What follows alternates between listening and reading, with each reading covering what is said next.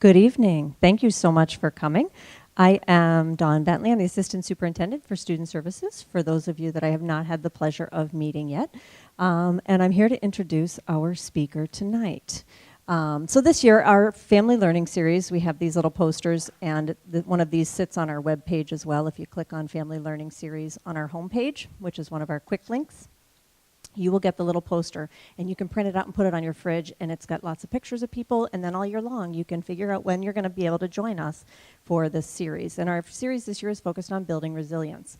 Resilience is the ability to recover from or adjust easily to stress, misfortune, change, and also to bounce back stronger than we were before. So Dr. Rob Evans is our speaker tonight. How many of you have been to a presentation by Dr. Evans already here in the district? So he's infamous or famous, depending, right? He's here to present Raising Resilient Children in Challenging Times. As parents, we want our children to become resilient and confident, but in this fast-changing world, it is really difficult to know when to push them, when to protect them, and when to let them learn those vital life lessons through challenges and disappointments. Dr. Evans will speak to how we can strike a balance that promotes resilience in our children.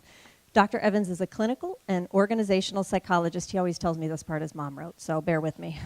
He's a clinical and organizational psychologist and the executive director of the Human Relations Service in Wellesley. He received his undergraduate degree from Princeton and his doctorate from Harvard.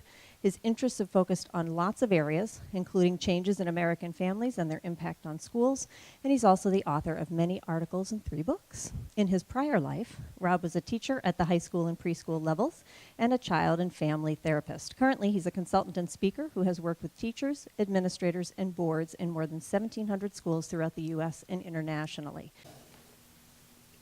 So, we're here to talk about resilience, and there are lots of things to say about it, many more than we can cover tonight, but it always makes a difference to me to know who's here before I start.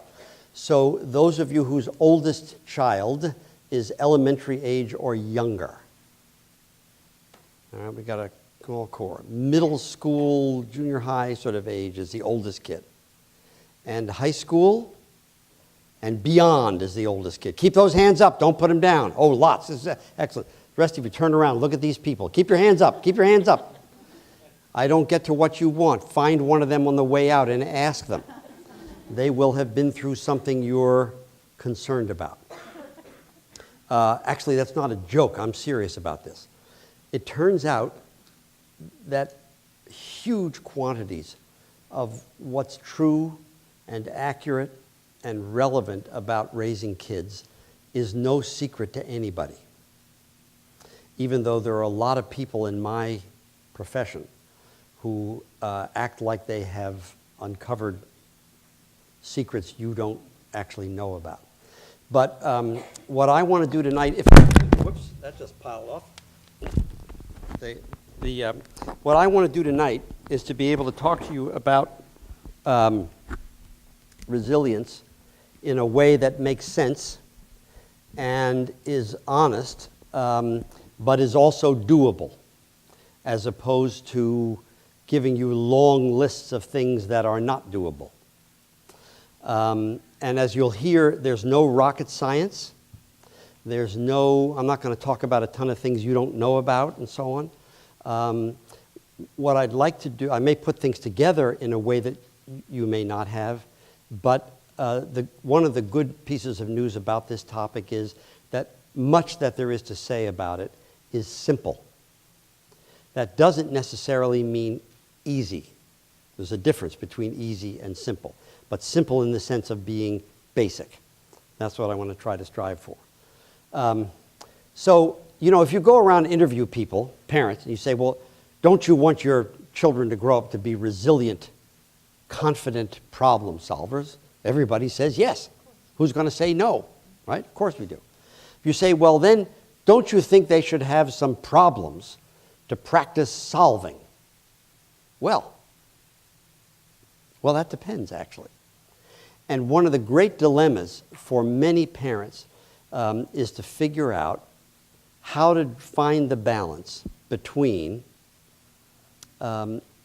giving children and adolescents the chance to do their own problem solving and learn skills from doing that, versus protecting them from dangerous influences, big mistakes, and things that could blight their future.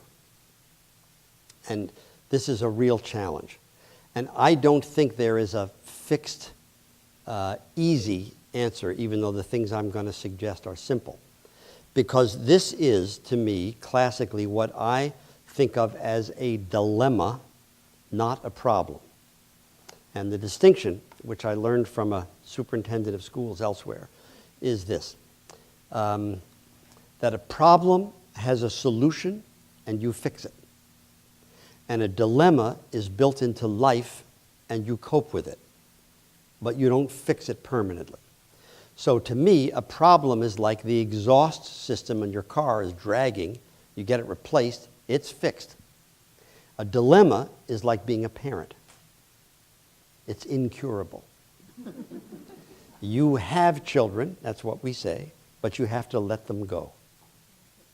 You love them, but you could kill them. They make you feel proud and fulfilled, but terrified and furious. It's wonderful being with them. It's fabulous getting away from them. And there's no cure for this. You can't read a book or come to an evening and get it all fixed.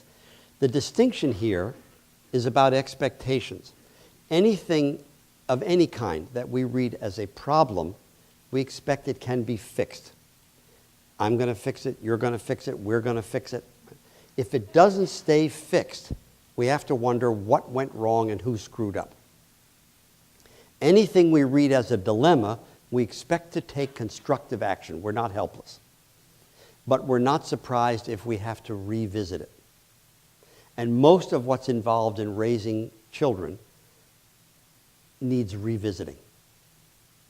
It's not stuff you just do like this. You go home tonight and then it's sort of done, you know? Here's some evidence. We have a lot of evidence that, at least for kids growing up in America today, there are 3 basic things they need in sufficient quantity, and if they get enough of these 3 things, they have a very good chance of growing up to be resilient, successful, problem-solving adults. And the 3 things can be summarized simply as nurture, structure, and latitude. Latitude means the freedom to learn from experience. So I want to say something quickly about each of those. Nurture. I mean, you all know what this is. This is what we do with little babies. You get it because you're mine and I'm yours. You don't have to win it. You don't have to earn it. It flows like mother's milk. And it just sort of happens there, right? And nurture is the bedrock of all sorts of crucial things for kids' basic strength of character. Because kids who grow up with sufficient amounts of nurture are kids who face the world with greater confidence than kids who don't. So nurture you can think about many ways. Me, I think about it this way. I associated in my mind with Julia Child, who's of course now dead, and Mr. Rogers, who's also now dead, and who's actually been gone so long that there are now parents of young children who don't actually remember Mr. Rogers, and pretty soon I'm going to have to stop talking about him because he's going to be too passé. So Julia, she lived to just short of 90 by a day or two, healthy as an ox, transformed the way America cooks, right? Transformed the way America, healthy as an ox. And the reason she had such a long, healthy life, she liked butter. Butter and wine. And she cooked with large quantities of both. Sometimes PBS will rerun her last shows, and she's there with little Jacques Pepin, the French chef, you know? And she was a big woman. She was hunched and stooped in her, but she's towering over him nonetheless. And he's putting in little drops of this and that and the other vegetarian, whatever, and she's dropping the butter in and pouring the wine with a loose thumb over it. And you see him saying to her, "Do you think we really need all that, Julia?" And she says, "Well, you don't eat this every day, you know." She knew that margarine is not good for you. It's terrible. It's a horrible food. You can't brown foods in it. You can't make sauce with it. You can't make anything taste good. She used the real stuff, but this is interesting. She didn't eat seconds. She cooked with the good stuff, and she consumed it in moderation. Fred Rogers, he liked you just the way you are. You never had to do anything for Mr. Rogers to like you. It could be 5:30 in the afternoon. Your mother could wring your little neck, just driven nuts. She's waiting for Dad to get home so she can have a stiff drink or something like that because you've been so impossible all day. He comes out, he used to, puts on the sneakers, the sweater, feeds the fish, and he sings to you. Some are fancy on the inside, some are fancy on the outside, but everybody's fancy, everybody's fine. This is nurture. Little babies have to start life with a healthy blast of nurture or they die. And you don't need the same nurture at 7 weeks or 17 weeks or 7 years or 17 years that you need at the get-go. But you never outgrow your need for it. It's the bedrock of basic confidence in life in many ways. And the great news about this is that it almost always works because if nurture is good for children, super fabulous nurture is not better. They just need enough. And when they've had enough, they're like Julia. They push themselves away from the table and they're ready to go. And what they have in there is the beginnings of a kind of confidence that I can make things happen in the world and the world will treat me in a way that I can manage and master. I could talk about that all night. I just want to leave it there. The second key ingredient that's related to resilience is what I call structure. And by this, what I mean is, I think of it as a box that goes around behavior and expectations. Inside this box is what we do. Outside this box, what we don't do. If you look around the world, you see that every culture has a box. And they're different. The box in Saudi Arabia is different from the box in Venezuela. And the box in Japan is different from the box in South Africa. But they all have boxes. And this box is powerfully helpful to the developing capacity for resilience in a child because what it does is set some limits and require, first by external pressure, and then gradually by internalizing all that, it requires the capacity to cope. Right? So here's an example. When I was growing up, every Sunday after church, we had to go visit my grandmother, my father's mother. She had one and only one redeeming quality, and that quality was that she thought I was the best, because I was the firstborn grandchild, and she loved what she called my noble forehead, but otherwise she had nothing going for her. She was a nasty and suspicious woman at 40, apparently, and she died at 104 as the purified essence of nasty suspicion. But we had to go every Sunday, and it didn't matter whether we liked it, or, as was generally true, we didn't like it. We had to go. That's just what we did. So one of the things you learn is that you can stand it if you have to go. Right? And we learned that kind of stuff, my brother and sister and I. Not always happily, to put it mildly, but we learned it. Well, kids need structure because what this does is help them realize, yes, you can do this, but not that. Or no, you can't do that, but you can do this. And what it does is, over time, that kids begin to realize, well, I can actually do this. I can stand this. This turns out to be crucial to resilience in your later life, especially when challenges come upon you that are really hard, that you didn't ask for, that threaten things that matter to you, that require a kind of self-discipline, all those things that we associate with resilience. Right? And, and that's crucial to how kids grow up. Here again, more often than not, historically, this was part of the growing up scene. It's less so now. I'll say more about that in a minute.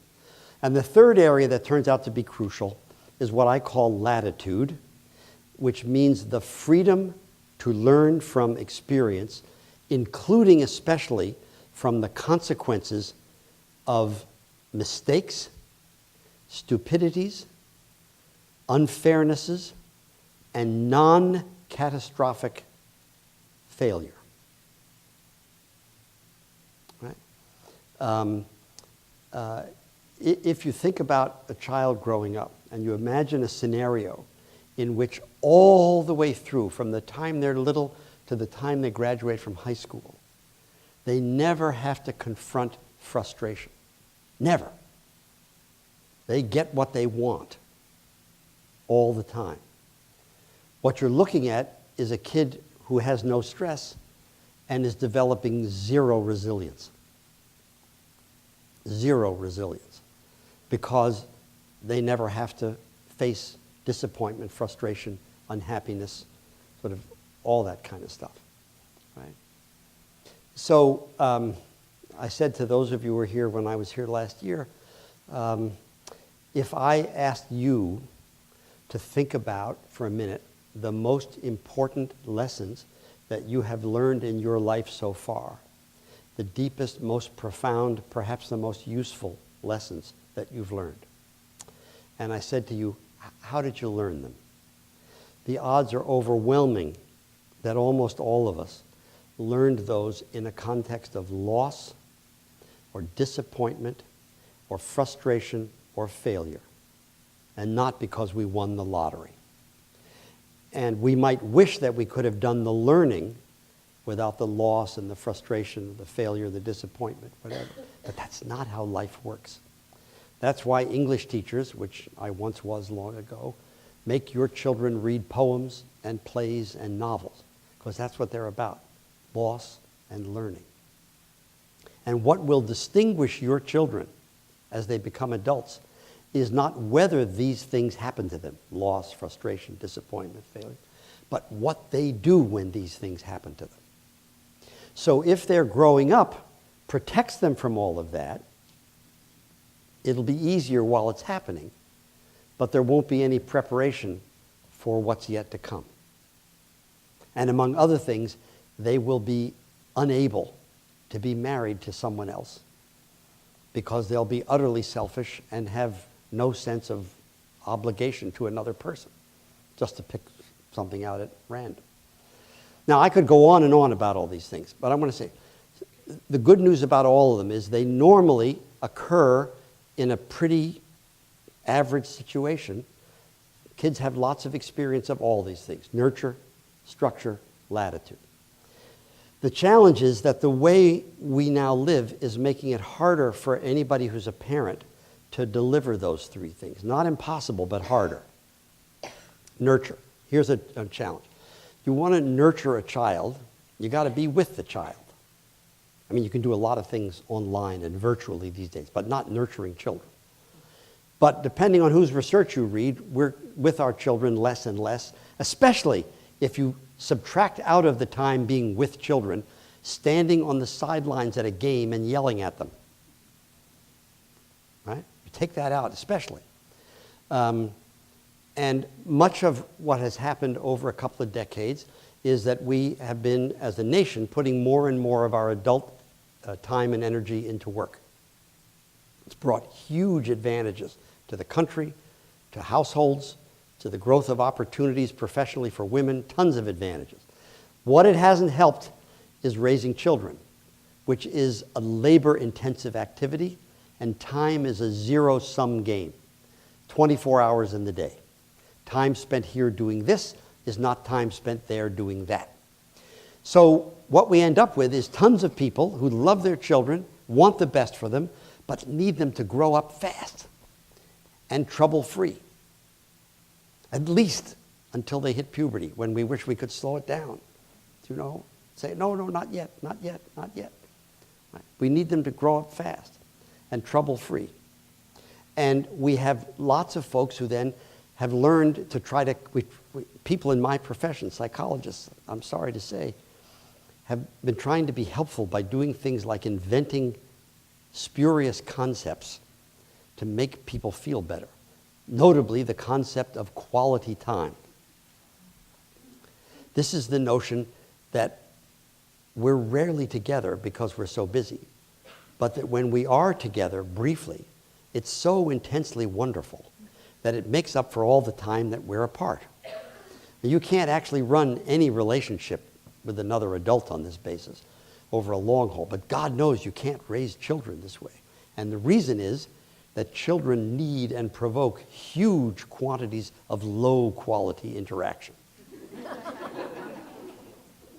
You know, I mean, it's just, they are born selfish. You have only to look at the news today or tomorrow or next week or the week after to see evidence all around us that we spend a lifetime trying to be somewhat less selfish, many of us, with mixed results at best. Right? The low-quality interaction is just abundant, sort of all around us. So, you know, I'm older than all of you. My sons are 43 and 38. My younger one, 30 years ago, when he was third grade, 8 years old, was really the last golden era for the Celtics when Larry Bird was here and stuff like that. I was the only father in Greater Boston never took his sons to a Celtics game. I knew this couldn't be true, but I kept hearing it endlessly, endlessly, endlessly. Finally, actually on a Wednesday night, a colleague at my clinic offered me 4 seats, which I bought. My wife and I took the kids into the old Boston Garden. The tickets were available because the opponents were terrible. The Celtics blew them out by 35 or 40. There's 5 minutes to go in this debacle. I say to my wife, let's get out of here. We get up to go. My younger one wants to stay till the end. He always wants to stay till the end. We end up with the kid gripping the railing in front of him like this while I'm trying to extricate him from the stadium in full view of the few remaining idiots who are watching the bitter end of this lopsided rout. We get home, it's 10 o'clock. I say, let's go to bed. He says, I'm hungry. I said, we ate before we left. You had 2 huge pretzels and a hot dog. It's 10 o'clock on a school night and you're in 3rd grade, upstairs. Kid looked at me and said, I've never let him forget this. Looked at me and said, you never do what I want. Now, I'm out $175, which today would barely get you a ticket somewhere, but back then was a lot of money for this, and I never do what he wants. There are many things you can do with a child in that moment, but having a high-quality interaction is not among them. And here's the point. If you could magically have a high-quality interaction, you'd be disabling that child. You'd be disabling that child if you could get away with that. Right? So the first place is they need it. But the second part I said is also true. That they provoke it, I said. But the second part, they need to do it. If they never do this to you, how will they know what to do when their children do it to them? When your kids have finally gone too far, pushed over the line, and you have finally had to do something, what my mother used to call settle their hash, you have always spoken to them in someone else's tone of voice. And it's either your mother's or your father's. Even if, like me, you swore you'd never do that. You've heard yourself say the same things in the same tone of voice. Is this not true? Yes? This is how we pass culture on. And we don't say to ourselves in that moment, oh, this is a teachable moment, a learning experience. But actually it is. My dad used to specialize in the rhetorical question with the obvious answer that you had to give anyway. Do you think that's a nice way to treat your brother and sister? And you felt like saying, oh, Jesus, yes, they deserve they're awful. You had to say, no, not a nice way to treat my brother and sister. I remember being 12 years old in my kitchen, thinking to myself, I'll never do this to any child of mine. Never. But I heard myself say many more times than once, do you think that's a nice way to treat your brother? This is how we pass culture on. So the dilemma here is not whether structure is a good idea for the kids, but that we're living in ways that make it harder. If I love my children, but I'm really busy, and if my spouse is really busy, and we're not with them in ways that we wish we could be or think we should be, and then something goes wrong, holding the line takes time and fuss and stress. And it's a lot easier to say, no, I'll buy you that, or whatever. No, you don't have to do that. You don't have to go visit your grandmother or whatever it is. All right? So it's a real challenge about that. The latitude, this is something, if you do what I do, which is travel the country and talk to educators and pediatricians and psychologists and other people, you hear huge concern about. Because if children are going to grow up to become good, confident problem solvers, and they're going to need practice at it, what that means if you're a parent is to avoid two extremes. At one extreme, you leave a child completely free to do whatever she wants. Maximum autonomy, but no protection from danger. Not good. At the other extreme, the child never is exposed to any danger because the child never has to live with the consequences of anything they say or do or anything that goes wrong. So over here, life is much smoother, but there's no learning going on. You set those two things aside, and what you've got is a big, wide middle. That's where we need to be. And for that to happen, we have to be willing periodically to let kids learn from stuff that goes wrong. They come to school. I was at a private school 2 days ago, and they have music lessons there. And they were trying desperately to make the parents, especially in the early going, the kid comes to school and forgot his violin, to not go home and get the violin and bring it back. Or if she got to school and she forgot her homework, not to go home and get the homework and bring it in, but to let the student live with the consequences, most of which are not life-threatening, of not having remembered to do what they're supposed to do. I was in another high school back in September, and parents were giving the principal grief about the size of the backpacks the kids have to carry around. And this one mother, she said, my daughter weighs 85 pounds and her backpack must weigh 50, whatever. And the principal finally said to them, look, they don't have to carry it around. Our schedule permits 3 different times during the day. When there's extra time, they can get to their locker. They don't have to carry every book with them all the time. What they have to do is plan what they need now and what they'll need then. Oh, no. The kids wanted to carry everything in there. They didn't want to have to do that. Well, this is a choice point about what I'm calling latitude, and a choice point about resilience, even though we often don't frame it that way. So when I did this, like I just did a minute ago, we now have so many kids being raised over here whose parents want them to grow up and go through school in an endless kind of climb of stress-free, positive, successful, happiness-building, self-esteem building experiences with no disappointment, no frustration, no letdown, whatever. It's understandable, but it's actually not good for kids. What we have now in my travels all over the country is many, many more parents who want the school to help them prepare the path for their child instead of preparing their child for the path. And it's perfectly understandable to me, perfectly understandable. But it's actually not helpful to the kids. It really isn't. None of us is about to recommend, and I'm certainly not standing here to recommend that you expose your children to huge disappointments and great frustrations and failure and fail to support them and all that kind of stuff. Not a bit of it.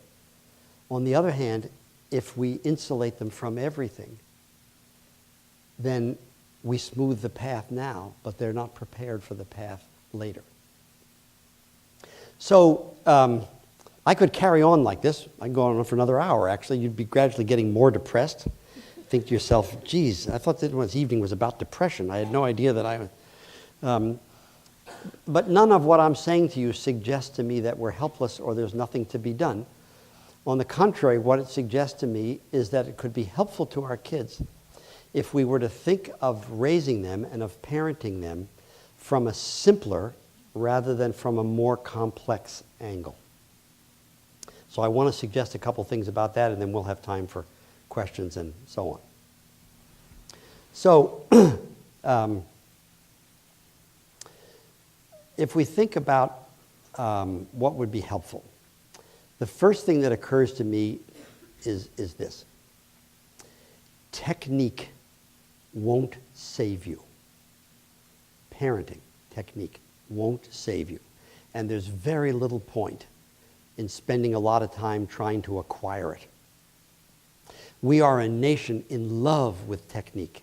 We've come to imagine that everything from kicking a field goal in football to operating on a brain can be broken into discrete little elements and taught and practiced and learned and then delivered at a high level.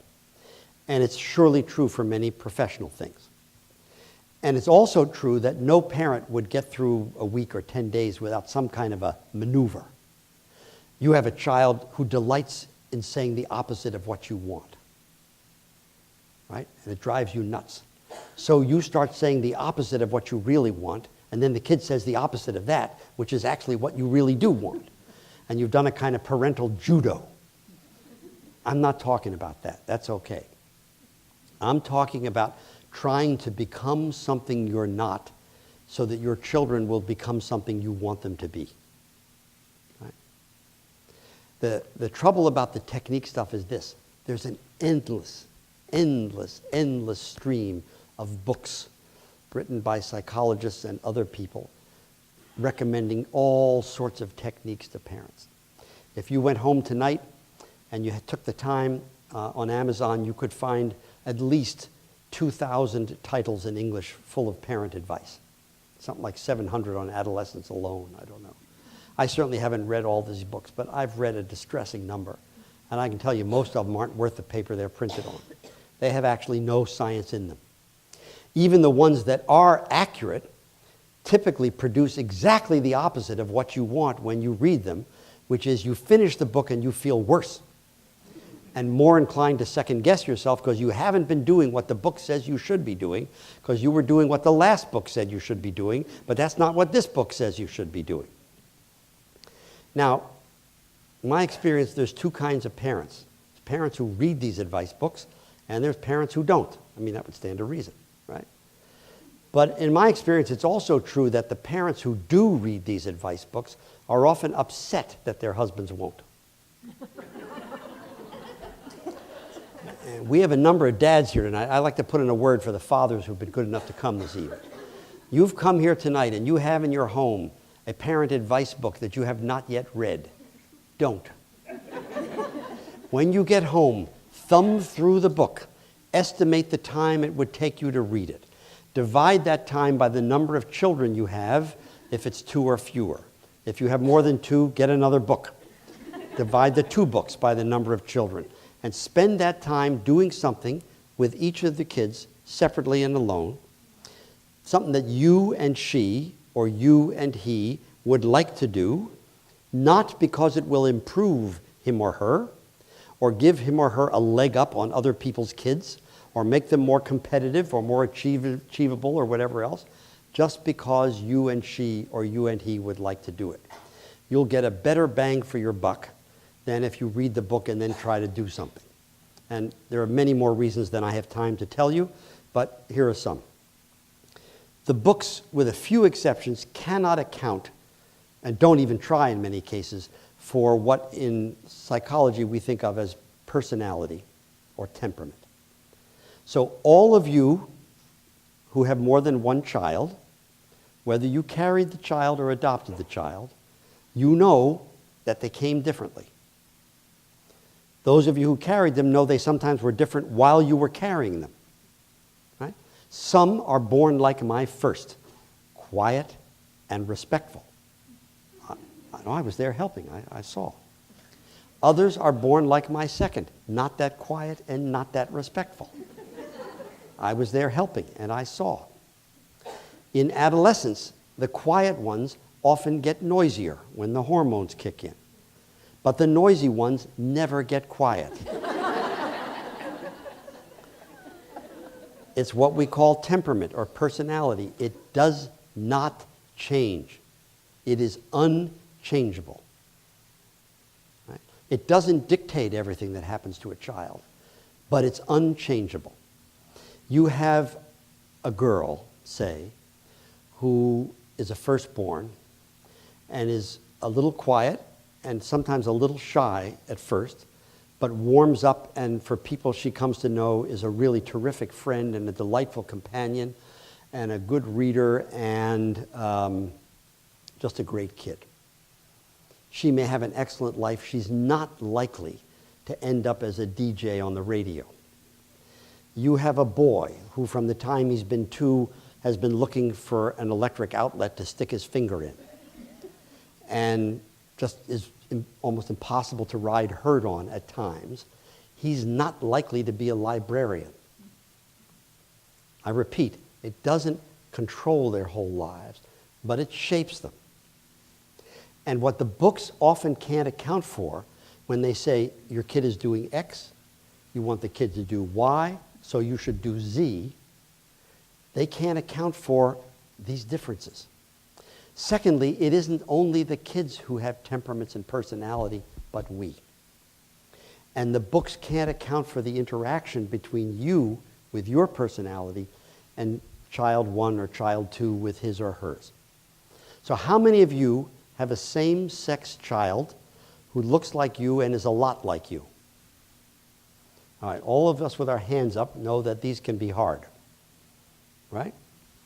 It's easier often having an opposite-sex child, but in any case, one who isn't like you, unless it was too much like your spouse, and the parts of your spouse that weren't so apparent when you got married, but that became more apparent thereafter, and don't mean that you don't love him, but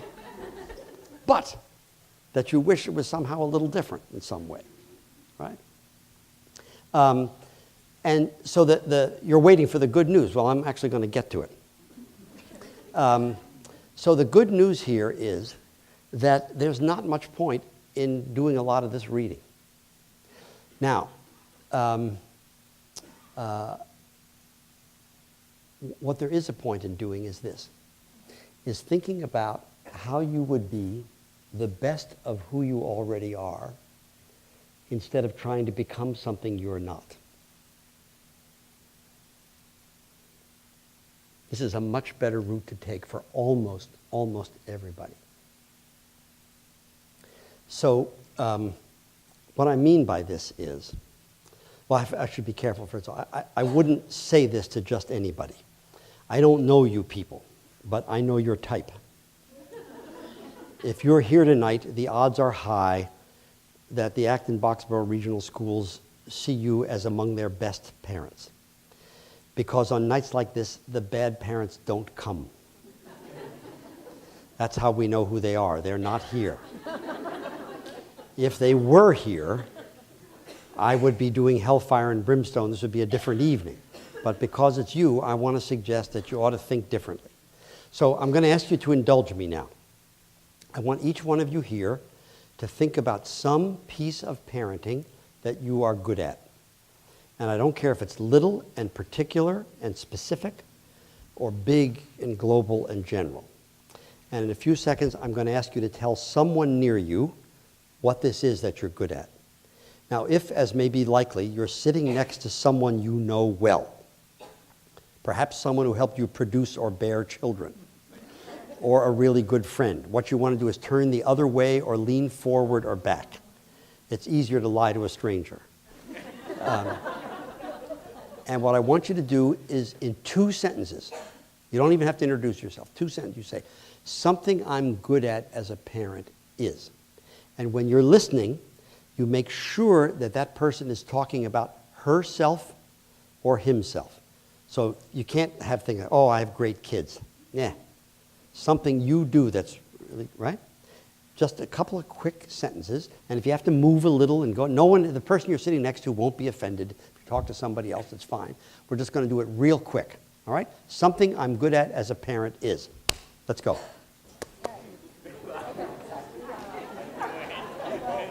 Good, we'll talk. Oh, hi. So, I think I'm a very patient parent. How did you get to be that? You don't hear that often. Yeah, I don't know. Are you patient in general? I'm patient in general, yeah. I think my son forced me to be patient. Is that right? I think so. So that's interesting, because I'm not patient. Oh, yeah. Becoming a psychologist sort of helped me learn to become patient when I need to be, but by temperament I'm not. And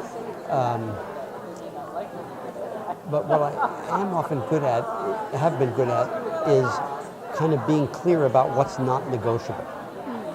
I don't have a long list, but what's on that list is pretty.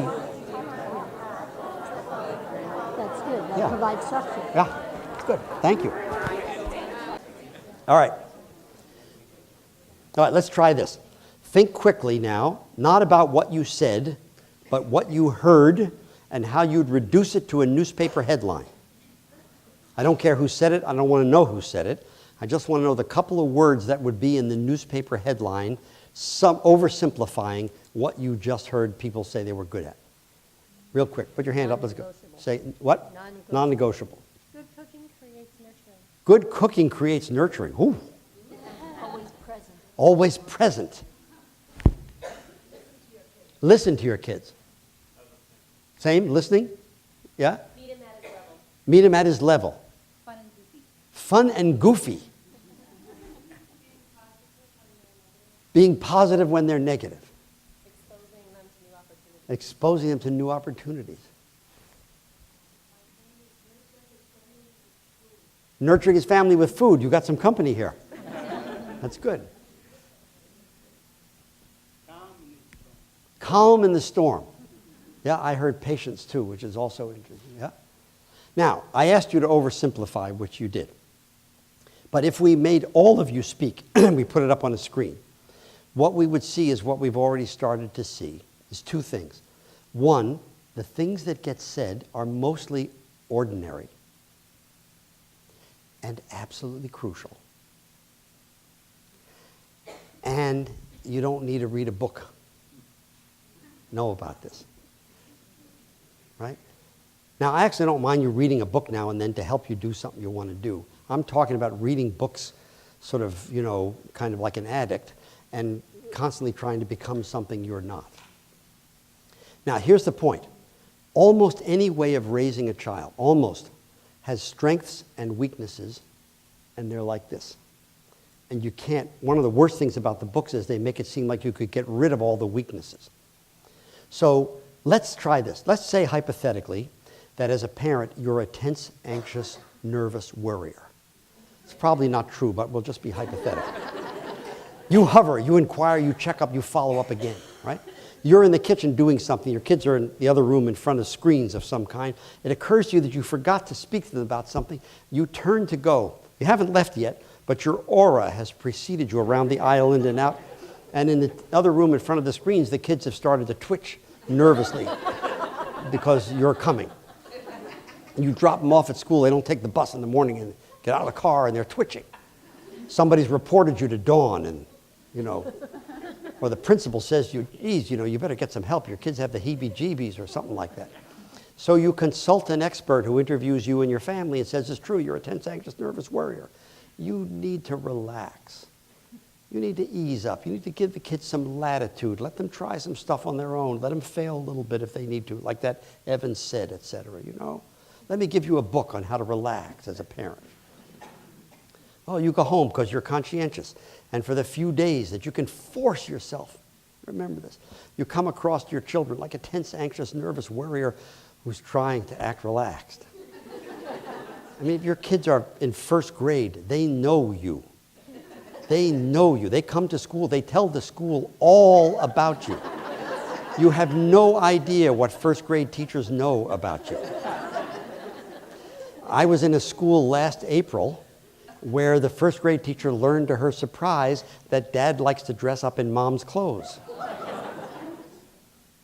Dad and Mom weren't aware of this, actually, until somebody at the school finally told them. Now, I'm just sort of making jokes and stuff. Well, that was actually true. But the point is that you have to be you. Because if you're not you, whatever you're trying to do isn't going to last, it's not going to be authentic, and it's not going to help the kids develop any kind of resilience. So, are you a tense, anxious, nervous worrier? Okay, your kids twitch a little. On the other hand, stuff doesn't fall between the cracks in your house, and they know what the rules are. Are you, by contrast, relaxed, laid back, easygoing? Your kids may love the freedom, but they may ride roughshod over each other and over you, and it may take you forever to get basic stuff done. And you cannot find a book that will give you the best of both and none of the weaknesses. So, the first lesson is, be the best of who you are. There's a couple other simple ones that help resilience. One is this, is to realize that most kids are actually born mostly resilient. Ever since resilience got to be a hot topic, it's done as a whole lot of other things have happened in American social science. We'll have courses on resilience, we'll have resilience training, we'll have this. Actually, most kids are mostly resilient. All children have fragile moments, and some kids are truly fragile, without question. Most kids are mostly resilient, which means they don't need you to be perfect, and if you could be perfect, it wouldn't be good for them. We have a lot of research that tells us that some of the greatest growth psychologically, and actually some of it anatomically in the brain, happens when we have to work out relationship problems with people we care about. And one of the things that goes on in the friction that often happens in raising children is a ton of learning and growth. And we don't plan it that way, and we often wish it wouldn't happen, but it's often a source of real growth. But for that to work again, we got to be willing to hold the line about some big stuff. So that's the next thing. It turns out to be really helpful to hold the line on the big stuff. What is the big stuff, you ask? That's yours to decide, not mine. One way you can decide it is you discover it. What I mean by that is this. If you find yourself repeatedly, consistently, letting a child of yours do something that you really don't believe in, or it turns your stomach, it's worth it to ask yourself, well, why are we letting this happen? What would happen if we tried to stop it? As opposed to, right? You may not win all the time, but it's better than letting it go. So here's an example. When my boys were growing up, I didn't care much how messy their rooms were. I cared a little. My wife cared more, but not tons more. But we both cared an awful lot about some other things. So, for example, I grew up in a family where there were lessons from early on that the strong have to protect the weak. I have a sister 2 years behind me who was born with a terrible birthmark that when she was a young baby covered her eye almost. And there were treatments that actually shrunk it, and decades later you wouldn't necessarily know. But my mother used to tell a story that when I was 7 and she was 5, I was out front of our house having a catch with my friend Bernard, and he threw the ball and she stepped off the porch right into it, and it hit her right in the head. The safe side, no damage done, but that I flew into a rage at it. So by the age of 7, I already knew that the strong had to protect the weak. I didn't choose it, but it's sort of what comes in my package in a way. So in my house, I didn't stand for much of that. It was sort of just the way it was in some way. I didn't mind it. If I minded it, maybe I would have worried about doing something about it, but I didn't, but it was sort of it. But I didn't care so much about it. So it turns out what's really helpful is for the kids to have clarity about the minimum non-negotiables. Not a list of 85 rules, but the absolute non-negotiables. And they don't have to like it. And as they get old enough, middle school and beyond, they can try to evade you, and sometimes they'll get away with it. So I had a friend growing up whose parents didn't want him to watch some TV shows, and he would go to a neighbor's house sometimes, sneak out to where he could see them. Whatever the shows were back then, I can tell you they were tame compared to what, I mean. But in any case, the parents didn't always win. But he knew every time he went, he was doing something he shouldn't. And that if they found out, they'd be mad and upset and disappointed. And they didn't lose because they had a thing. He got around it some, but he always knew. And what your kids, if you do this, will take with them into their adulthood is a box. And it may not be the same as your box. You may be a Republican, they may become Democrats, or vice versa. But what they will take is the structuring of their kids' experience, and which will help your grandchildren to be resilient. The latitude actually asks for you to do less, not more. Here's what it says. You want your kids to grow up to become good problem solvers and copers. Don't routinely do for them something they can do for themselves. Now, I don't mean never fix them breakfast, but don't routinely do something for them they can do for themselves. One of the things that strikes foreigners often who come to America is how little our kids anymore have to do. Some years ago at the middle school in Weston, the parents wanted to have a morning to talk about raising children in affluence. And I was supposed to moderate the discussion. And most of the, it was all mothers, most of the mothers who came had not grown up in wealthy communities or homes, but were now living in Weston. And one of them finally said, you know, I feel like every child in this town is being raised like he was a house guest. And I finally said to my son, you have to cut the grass. Because that's what my brother had to do when I was growing up. And he said to me, you hire people for that. And she said, it's true. We hire people for that. I was trying to make, you know, and she didn't know sort of what to do about it. Well, for the latitude, it's a really good idea to think about what they can do for themselves. And actually to make them start doing it. But what it would require is a willingness to say, we're changing the rules, and actually, I won't be doing the following, and you will be from now on, or whatever.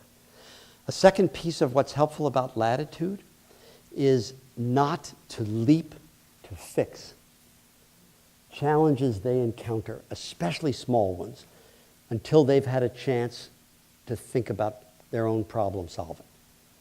So, your daughter comes home from practice and she says, the coach is unfair.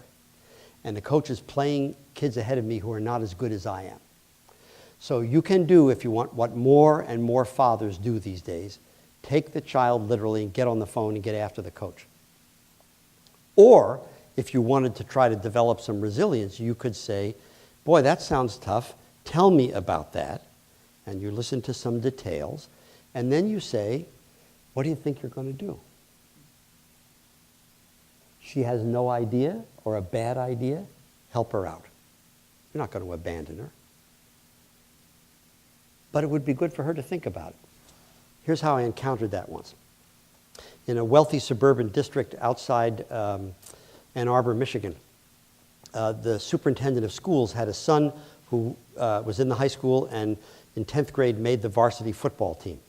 So the son and the superintendent and his wife were all invited to a preseason cookout at the coach's house, which they have every year. All the kids and their parents come. And after the eating and the social part, some of the assistant coaches take the players off, and the head coach would talk with the parents. And what he said to the parents was this, among other things. I hope we're going to have a great year. I want this to be a good experience for everybody. If you have any advice for us coaches about playing time or strategy, please don't try to catch us right before a game or at halftime. It's not a good time. But then he said this, if your son ever has a concern about us and you call me to talk about it, what you're going to hear from me is that I'll be delighted and glad to talk with you after I've talked with him. And then he said this, I want to have a relationship with your son. I want the experience of being on this team to be something about learning and growth. I'll be glad to talk with him and glad to talk with you, but after I've talked with him. So when this was over, the superintendent goes up to the coach and says, well, that was great. I didn't know you did that. And the coach said, I didn't used to, but I have to do it now because I got so many parents who want to intercede for their kid. And the kids aren't learning anything, and they aren't learning anything for themselves about it. So it doesn't mean, I want to repeat this, that you don't protect your child, that you don't look out for your child.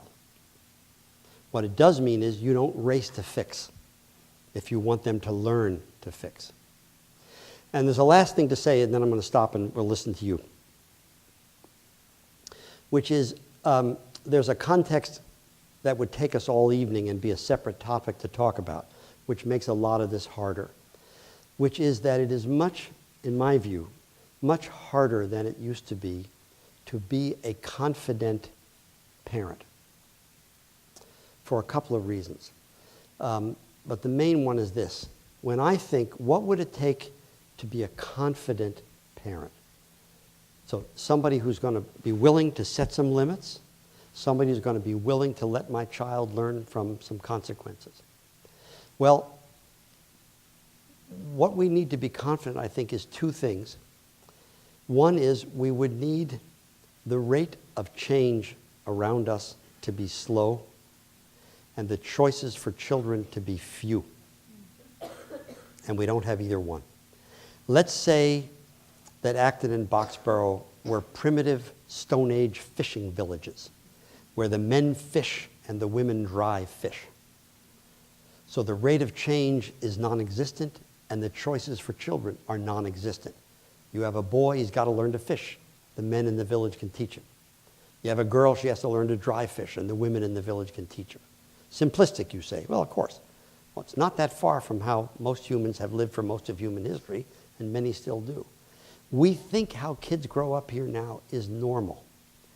In any historical context, it is way out on the far freakish end of human history because the rate of change is going like this. And the choices for kids have exploded. Let's say we were here 20 years ago. Just imagine you were all parents in there. And 20 years ago, and I held up one of these. And I said, do you see this? I know that you don't know what this is, but this is actually a telephone. And it's also going to be a computer that will give anybody who has one access to the entire contents of the adult world. Do you think we should give this to children? The answer would have been no. No. I know the horse is out of the barn, but the answer would have been no. Large numbers of parents feel disabled by the kids' access to stuff and don't know what to do about it. It's also harder to be confident about the future. When people my age, which none of you are my age, when people my age graduated from high school, the Ivy League was taking almost 2 out of every 3 applicants. Back then, admission to Harvard, which was still all male, if you lived in Belmont High School had a guaranteed 6 slots at Harvard. The principal called Harvard in April and read the names of the 6 boys he'd chosen to go there. It's hard to imagine today when they take 4 out of 100. The bad news back then was that access was low and uneven and unfair. And the good news was that anxiety was low. And back then, if I didn't want to go to college, I could have easily found a blue-collar job with lifetime employment and a steadily rising wage. Today, you could be lucky enough to live in this community, send your kid to the caliber of schools you have here, onto a good university and some grad school. And the person could land a really good job and it could get vaporized overnight. What's up for many, by no means all, is opportunity. What's down is predictability, which makes it easier to worry and harder to be confident. So when I go back to what I said to you earlier, it's a dilemma. I truly mean this. I don't think it's easy to do any of this.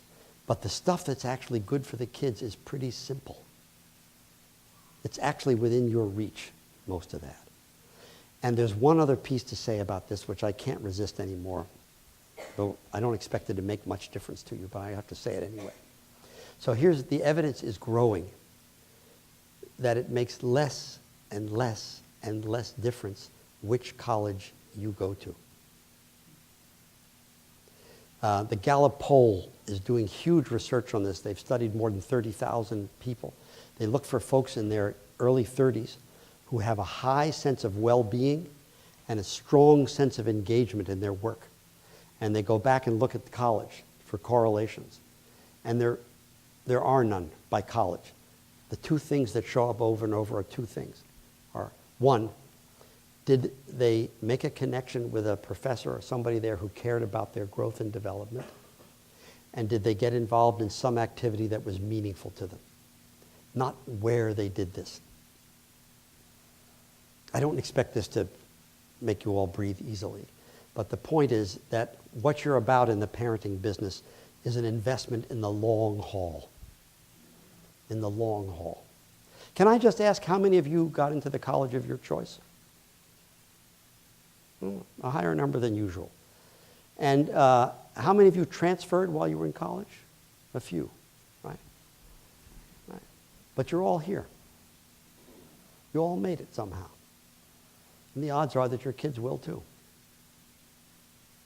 Now, I have a benediction to offer you when the service is over, but I promise to leave time. And so I may have already puzzled you or annoyed you or not gotten anywhere near something you wanted to hear about relating to resilience.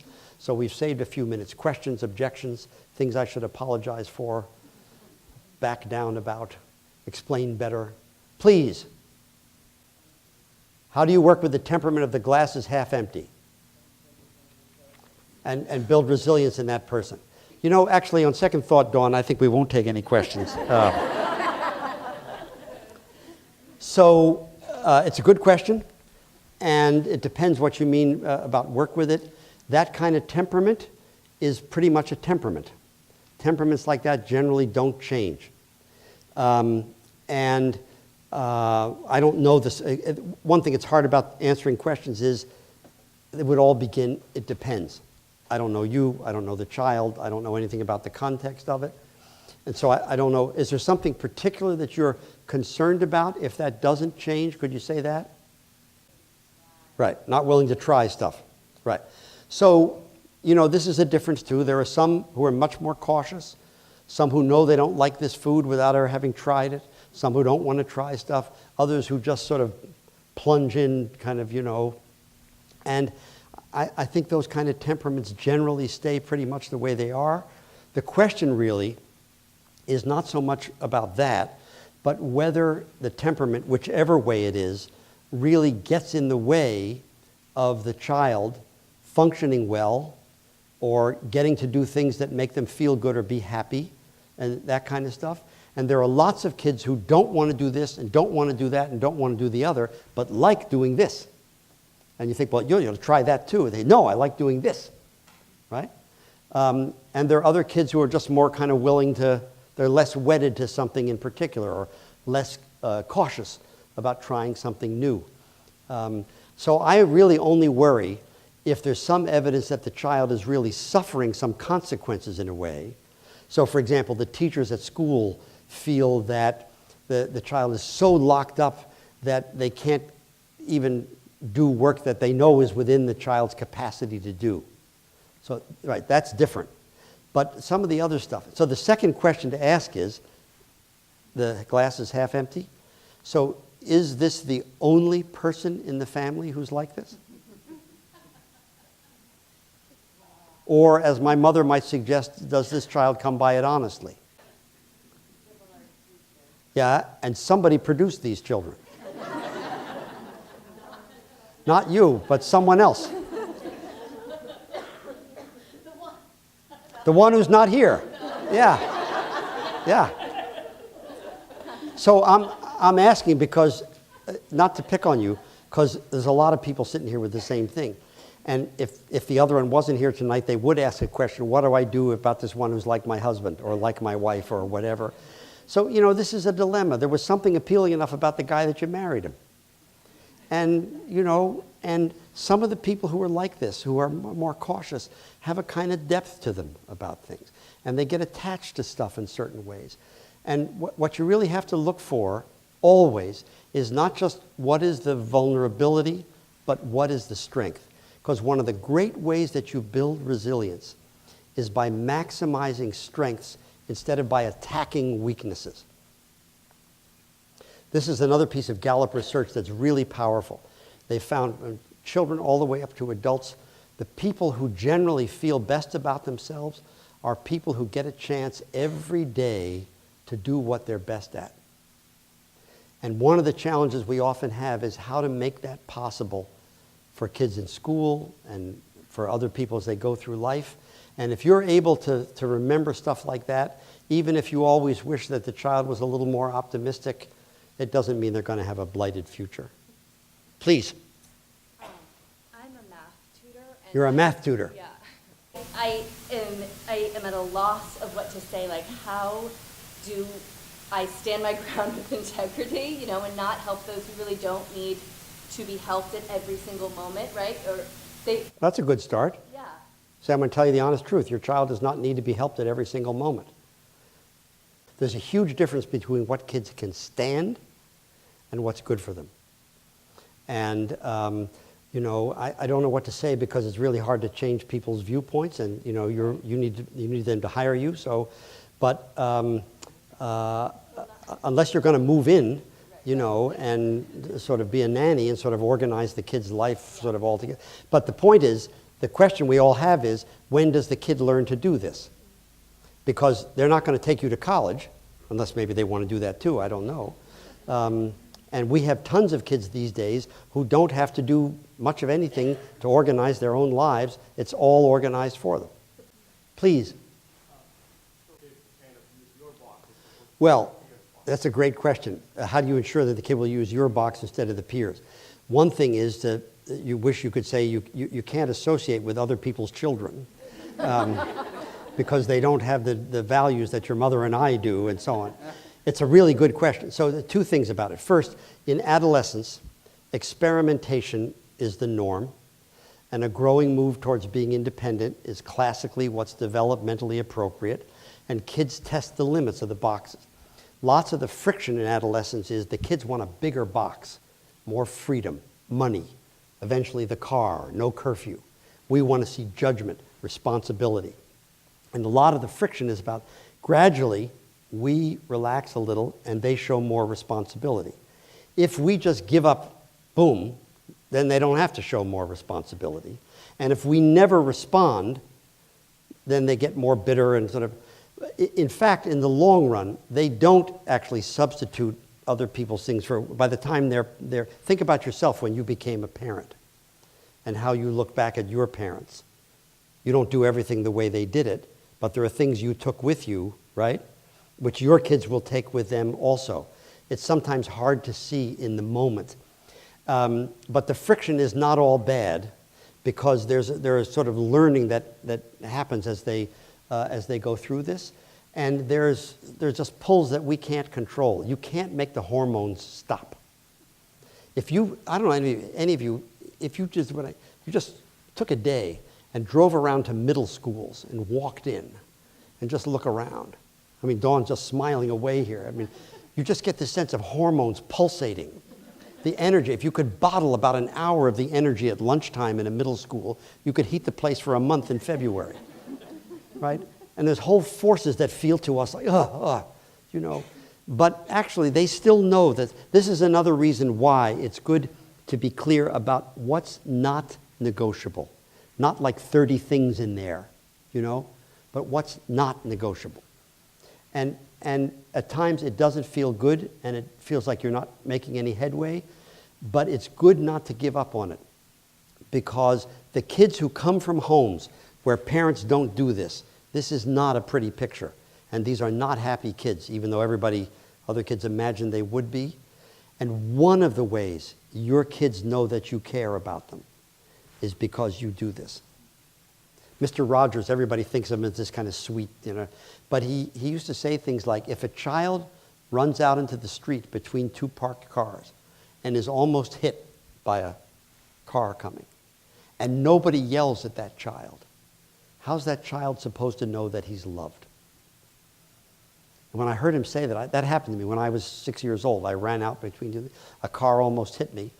My mother screamed at me. It's the only time she sent me to my room and said, wait till your father gets home. And I sat up there for 2 hours. I never happened again the rest of my life. And of course, her heart was in her mouth. Once I was safe, she was mad. But I mean, I knew later what it was all about. So it's important to realize your investment is not in whether they'll keep the box all the way through their adolescent years, just as you wish, but whether there's enough of it to make them safer, and then when they're older, that they actually have it there to hold on to. One of the things that's really true, if you have it and your kids don't like it, they, Daddy's so strict. Well, if you just slow down their experimentation, alcohol, smoking, drugs, sex, whatever, you just slow it down. You don't stop, you slow it down. They are automatically vastly safer, in a vastly safer category than kids who start really early. And it doesn't always feel good. You think, oh, geez, you went to that party. But if they start later, you've done good. Please, train bicultural kids to be willing to take. Very cautious. It's really hard, isn't it? Say, I want you to take some risks. So I don't know how much of that is actually cultural, versus how much is the child, because there are cultural differences about this, but there are also personality differences about this. I think it's pretty hard to make a child become adventurous and risk-taking. It really is. A lot of times they will, as they get older, do it later than other kids. Or other times they need to have more time to be sure that they're right about it now before they take another step. But if it's in the temperament, if it came with the child, then they're more likely to be cautious. A firstborn child? Yeah. So a lot of us firstborns, we're much better than the other ones, but we tend to be more cautious, more adult, more sober, serious, reliable, responsible. You can count on us. The younger ones, they're kind of charming, but not that reliable. But in fact, there is a birth order difference in general often too. So I don't have a really good, honest answer to say how you make somebody do that.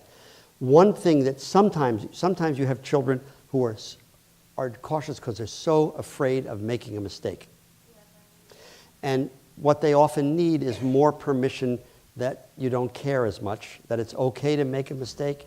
The trouble is that many parents want their children to take risks and not make any mistakes. And that's a really hard combination. And so you would have to be willing for the child to make mistakes, get things wrong, etc., if he were going to do that. So if you really feel it's inhibiting his academic performance or his friendships or whatever, then it's good to talk to a counselor at school and see what they are seeing at school and if they can offer you some helpful suggestions about. But if he's otherwise pretty happy and doing well and has interests that he likes, then he's probably going to stay that way. I'd have to, if I were honest, I'd have to say.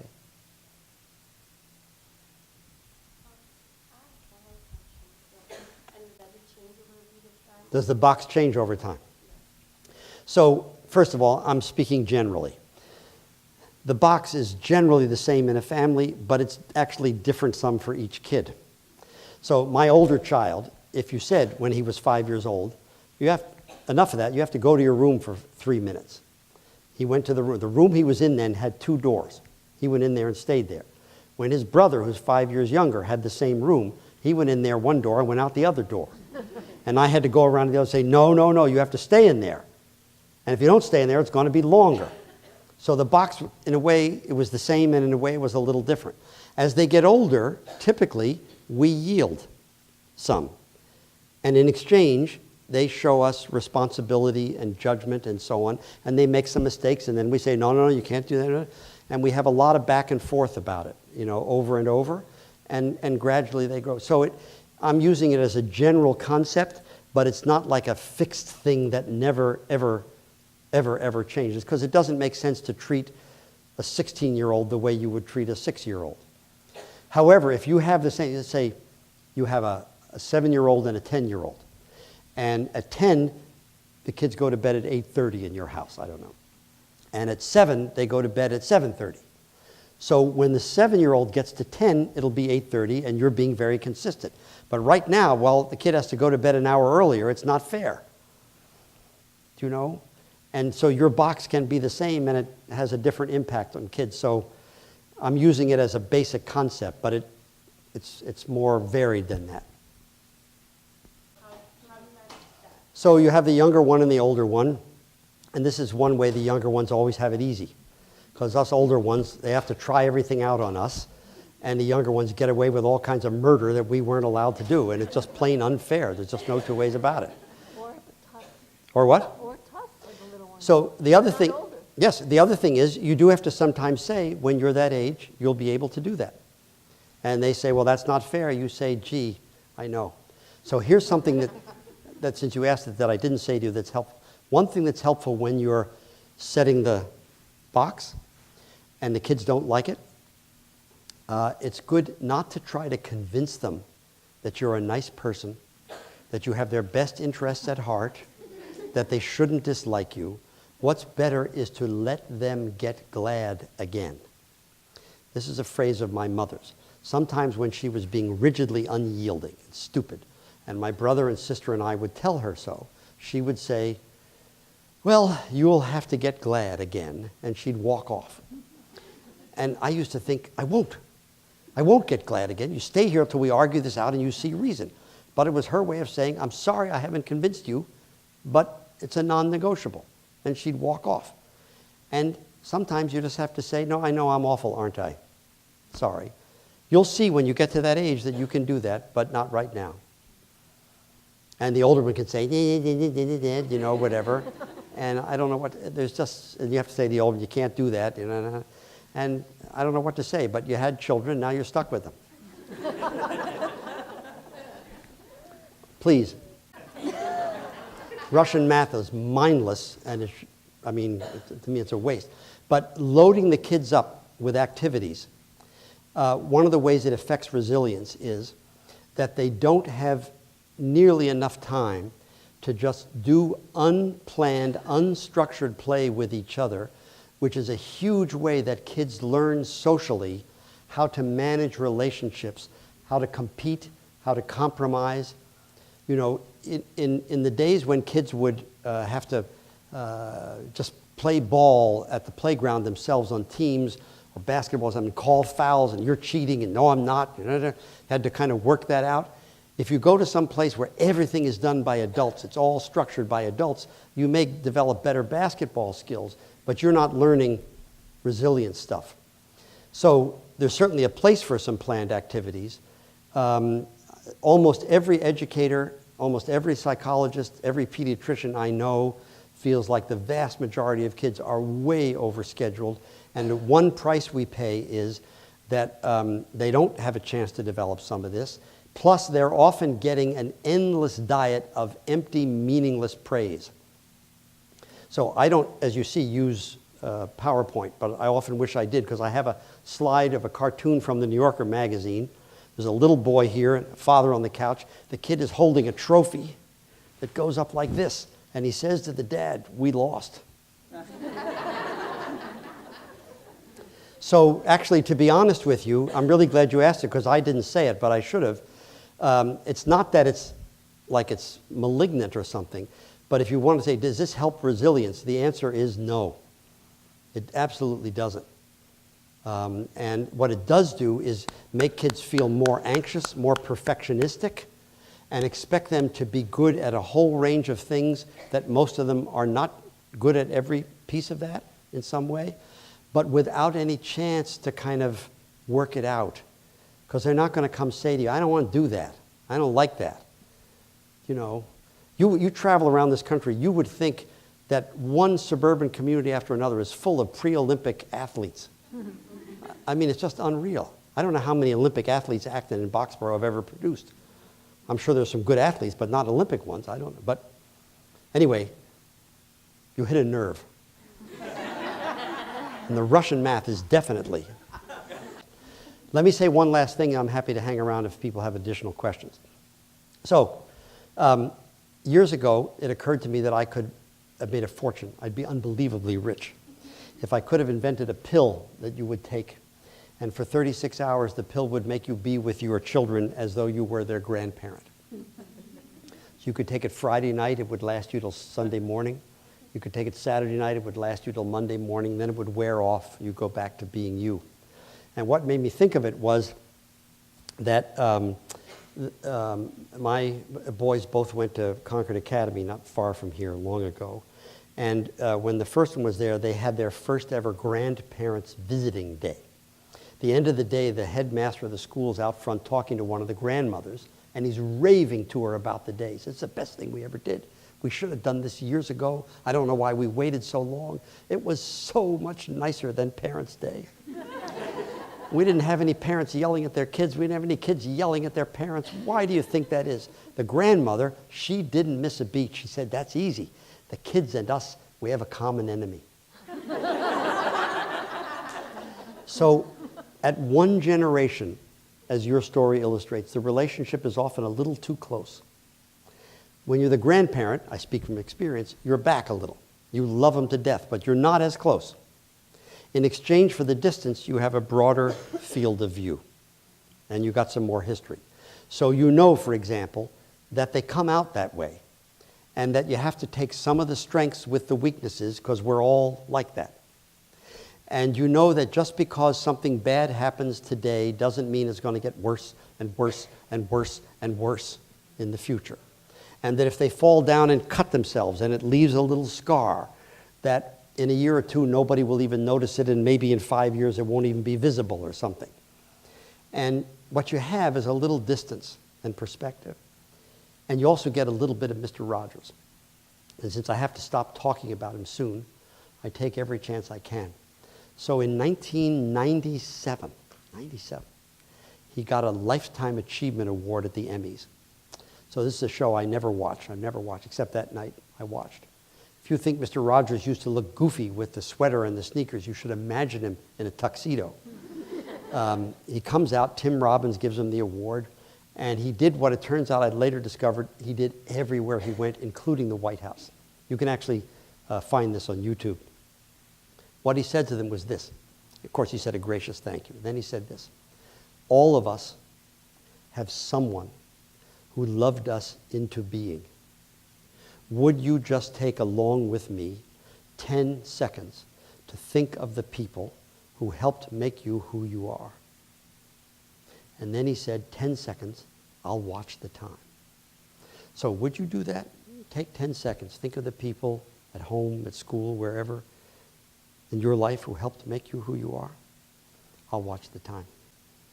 So just like that, 10 seconds of what in broadcasting they call dead air. But to me it was quite alive. So I don't know whom you thought of. Every time I get a chance to do this, I feel lucky because I have a mother and the other grandmother for the nurture. I got a dad for the structure, and I have a couple teachers for the latitude. But whomever you thought of, they weren't perfect, but they loved you enough, or they held the line enough, or they stood by you while you had to learn to master something on your own, including with some mistakes. Whatever it was, that's the kind of thing, not that exact thing, that's the kind of thing your children have a right to hope for from you. Not that you'll be perfect, but good enough. So the lessons, they're not all easy, but they're simple. Put the books away. Make the list of what you're good at. Do a little more of that. Remember that they're mostly resilient, and they don't need you to be perfect, even if you could be. Remember that having clarity about the basic non-negotiables and being willing to let them live with the consequences of some of what they encounter and run into, not leaping to solve every problem, and not leaping to do for them things they can do for themselves. None of this is fancy. None of it. And if you can do some of these things, or more of some of these things, you're likely to be giving your kids a good chance. You're very nice to have come out. Thank you so much.